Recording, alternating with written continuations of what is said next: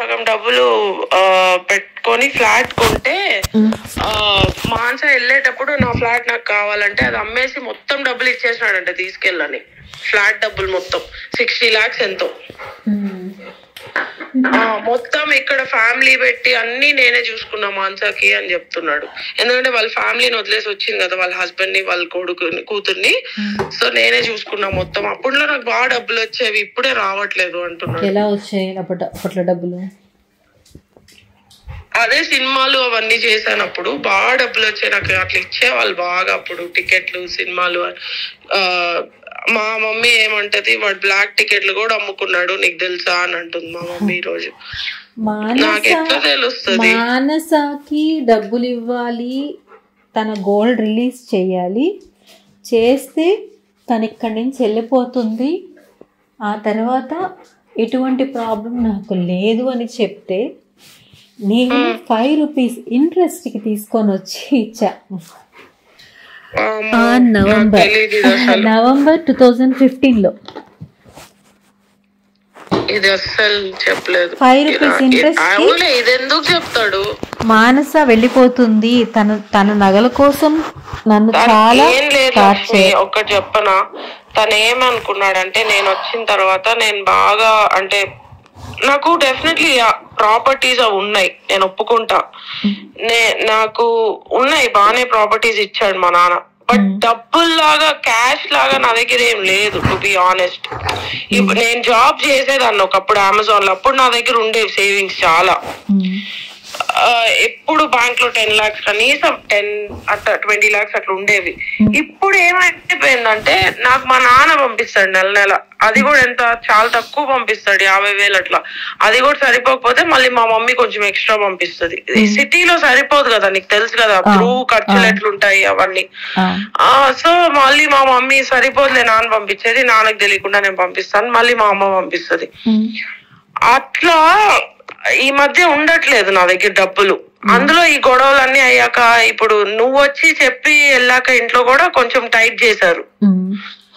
తర్వాత ఏమైంది, తర్వాత మళ్ళీ మా మమ్మీ సరేలే అయిపోయింది కదా అనేసి, మళ్ళీ నార్మల్ అయిపోయింది కదా అనేసి మళ్ళీ పంపించడం స్టార్ట్ చేసి, మళ్ళీ మొన్న ఏమైందంటే నా ఇన్కమ్ ట్యాక్స్ దాంట్లో క్వశ్చన్స్ అడుగుతారు వాళ్ళు. అంటే ఏదన్నా క్వెరీ పడితే వాళ్ళు అడుగుతారు, దానికి మనం రీజన్ రాసి పంపించాలి ఎందుకు ఈ ట్రాన్సాక్షన్ ఎలా వచ్చింది ఏంటి అనేసి. ఈసారి ఎక్కువ అయిపోయి అలా నా ట్రాన్సాక్షన్స్ ఎక్కువ అయిపోయి అది పడితే ఇన్కమ్ ట్యాక్స్ ఆయన నాకు ఇది ఇచ్చాడు, స్టేట్మెంట్ ఇస్తే మా నాన్న మొత్తం స్టేట్మెంట్ చూసి కిరణ్ కి పంపించున్నా డబ్బులు చాలా దాంట్లో. అప్పుడప్పుడు 1 lakh అలా పంపించుంటే మా నాన్న ఇంకా ఫుల్ టైట్ చేసి పడేశాడు నాకు. నాకేం డబ్బులు ఇవ్వట్లా. నాకు డబ్బులు ఇవ్వట్లేదంటే కిరణ్ కి డబ్బులు రానట్టే, అంతేనా? అంతే. నాకు తెలిసి అదే రీజన్ అనుకుంటున్నా. ఇది నా గెస్ మాత్రమే వదిలించుకోవడానికి. ఇప్పుడు ఏమన్నాడు, నువ్వేదో పెద్ద పీక్తావని, నువ్వేదో పెద్ద డబ్బులు ఇస్తావని నేను లక్ష్మిని వదులుకున్నా అని చెప్పాడు. అంటే నువ్వు లక్ష్మిని నువ్వు లవ్ చేయలేదా, ఓన్లీ డబ్బుల కోసమే వాడుకున్నావా అంటే అవును అన్నాడు. ఎట్లా అన్నా కొడుకు రా నువ్వు అన్నా. మా దేవుడా నిజంగా వదిలేసాను బిందు. అంటే చేర్చి వదిలేసి లక్ష్మి, నిన్న వాళ్ళు నాకు ఇంట్లో ఎంత అవమానం చేశారు నీకు తెలీదు. మీరు నన్ను డైనింగ్ టేబుల్ పైన దోసేసి వాళ్ళిద్దరు నవ్వుకుంటా, పెళ్ళాము కూతురు పైన ఆశ కూడా వచ్చింది కిందకి.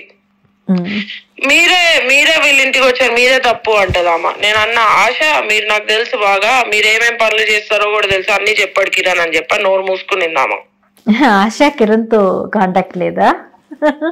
ఆశ కిరణ్ తో లేదులే. ఆశకి ఒక బాయ్ ఫ్రెండ్ ఉన్నాడు, వాడు వచ్చున్నాడు. వాడు కూడా వచ్చాడు నిన్న గొడవ అయ్యేటప్పుడు. వాడు నన్ను గట్టిగా పట్టుకుంటున్నాడు వెళ్ళకుండా, నేను ఎవరి మీదకి వెళ్ళకుండా వాడు నన్ను పట్టుకుంటున్నాడు.